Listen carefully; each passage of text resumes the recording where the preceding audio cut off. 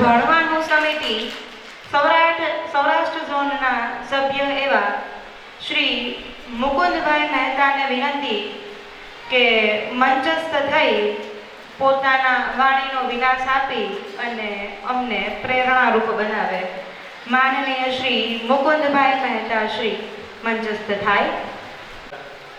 Bharad school અમરેલીના આજના વાર્ષિક ઉત્સવની અંદર ઉપસ્થિત પરમ પૂજ્ય બાલકૃષ્ણ સ્વામી, આજના આ કાર્યક્રમના મુખ્ય વક્તા અને મોટિવેશનલ સ્પીકર આદરણીય દેસાઈભાઈ, અમારા પરમ મિત્ર સુરેશભાઈ, ગોગરાભાઈ, આ સંસ્થાના મોભી આદરણીય પંકજભાઈ, માંગરોળિયાભાઈ, તેમજ વિવિધ સંસ્થામાંથી અત્રે ઉપસ્થિત સંચાલકશ્રીઓ, શિક્ષકશ્રીઓ અને બહોળી સંખ્યામાં ઉપસ્થિત વાલીશ્રીઓ, વાલા વિદ્યાર્થી ભાઈઓ અને બહેનો, અહીંયા આ શાળાની જે પ્રકારની ફિનલેન્ડ પદ્ધતિથી શિક્ષણ આપવાની જે પદ્ધતિ છે એ ખરેખર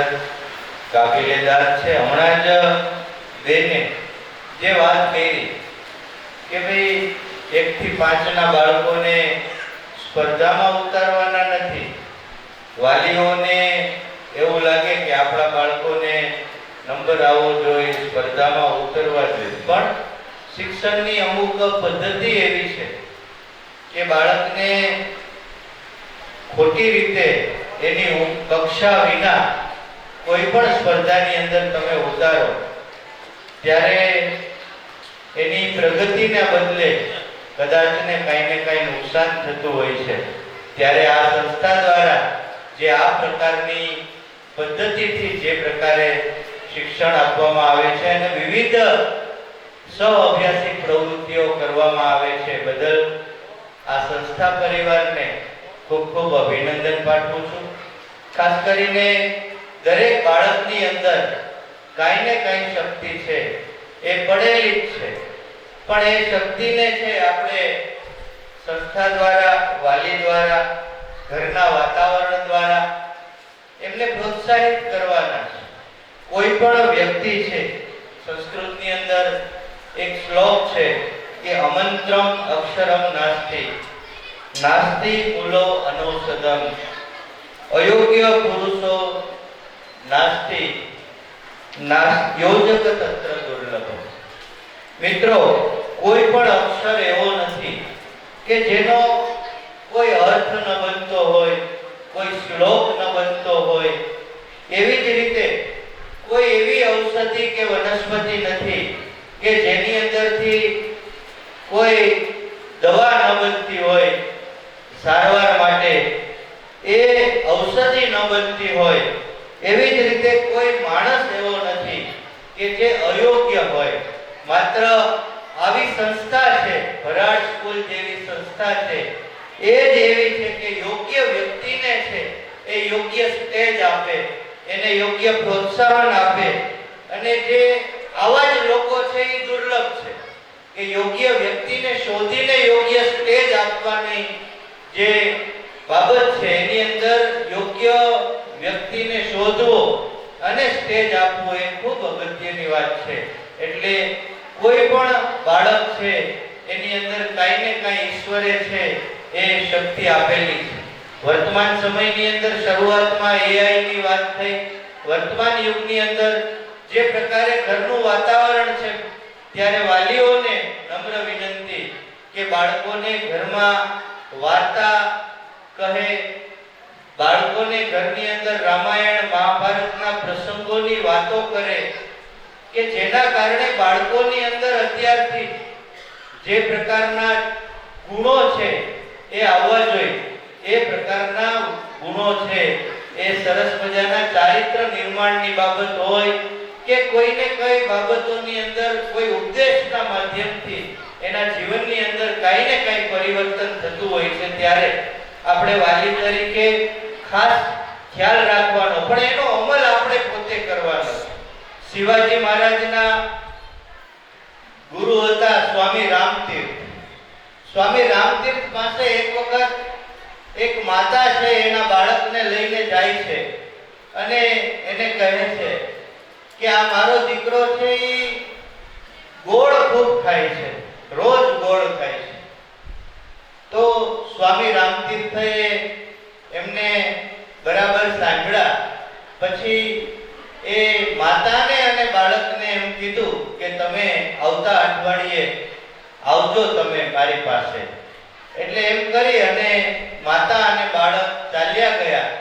એક અઠવાડિયું થયું એટલે એ બાળક એની માતા સાથે પાછું છે એ સ્વામી રામતીર્થ પાસે આવે છે અને પાછો એ જ પ્રશ્ન કરે છે કે સ્વામીજી આપે કીધું હતું કે એક અઠવાડિયા પછી આવજો એટલે અમે આવ્યા છીએ. ત્યારે સ્વામી રામતીર્થે બાળક ઉપર હાથ મૂકીને કીધું કે બેટા કાલથી તું ગોળ ખાતો નહીં. ત્યારે એની માતાને પ્રશ્ન થયો કે તમારે એટલું જ કહેવું હતું કે તું ગોળ કાલથી ખાતો નહીં, તો પછી તેદી જ કહી દીધું હોત તો તમે અમને આ બે ગાવનો ધક્કો ન ખાવો પડે તમારે. ત્યારે સ્વામી રામતીર્થે ખૂબ સુંદર જવાબ આપ્યો કે જ્યારે તમે મારી પાસે આવ્યા હતા ત્યારે હું ગોળ ખાતો હતો, માટે હું તમને છે એ કહી ન શકું કે તમારા દીકરાને કે ગોળ ન ખાતો. એટલે આપણા વર્તનથી, આપણા વાલીઓના વર્તનથી, ઘરના જે કાંઈ વાતાવરણથી જે બાળક શીખે છે એ શાળાની અંદર તો બાળક 6-7 કલાક રહેવાનું છે, પણ જ્યારે ઘરની અંદર 18 કલાક બાળક રહેવાનું હોય ત્યારે વાલીઓનું વર્તન, વ્યવહાર અને જે પ્રકારની કાર્યશૈલી છે એ બાળકના મન મસ્તિષ્ક ઉપર ખૂબ અસર કરતી હોય છે. ત્યારે આપણે સૌએ મોબાઈલનો ઓછામાં ઓછો ઉપયોગ કરવાનો. આપણે વ્યસન હોય તો બાળકની હાજરીમાં વ્યસન નહીં કરવાના. બને ત્યાં સુધી મોબાઈલમાં આપણે ઘરે જ હાજર હોય અને એમ કહે કે હું બસ સ્ટેન્ડે પહોંચ્યો, આ પ્રકારનું બધું બાળક સાંભળતો હોય છે. આ બધું એટલે આ પ્રકારના વાણી વ્યવહાર આ બધું જ આપણે નાના બાળકો છે એ તરત જ છે એનામાં ગ્રાસ્પિંગ સ્પીડ વધુ હોય છે, ગ્રાસ્પિંગ પાવર, અને પછી એનો અમલ કરતો હોય છે. ત્યારે આપણે સૌએ ઘરની અંદર પણ આ પ્રકારની કાળજી રાખીશું તો મને લાગે છે કે આ શાળાની જે પ્રકારની પ્રવૃત્તિઓ કરવામાં આવે છે એ પ્રવૃત્તિઓ છે ખરેખર આગળ વધશે અને તમારું બાળક પણ છે એ અભ્યાસની અંદર અને સહ અભ્યાસ પ્રવૃત્તિઓમાં સમગ્ર શાળાની અંદર, નગરની અંદર અને જિલ્લામાં અવ્વલ નંબર પ્રાપ્ત કરશે. આ શાળાના તમામ સંચાલકશ્રીઓ અને શિક્ષકશ્રીઓને અમારા બધા જ વતી ખૂબ ખૂબ અભિનંદન પાઠવું છું કે આવું સુંદર મજાનું આપ સૌ શિક્ષણ આપી રહ્યા છો, બાળકો સાથે ઇતર પ્રવૃત્તિઓ કરાવી રહ્યા છે અને આટલી મોટી સંખ્યામાં વાલીઓ પણ અત્રે ઉપસ્થિત છે.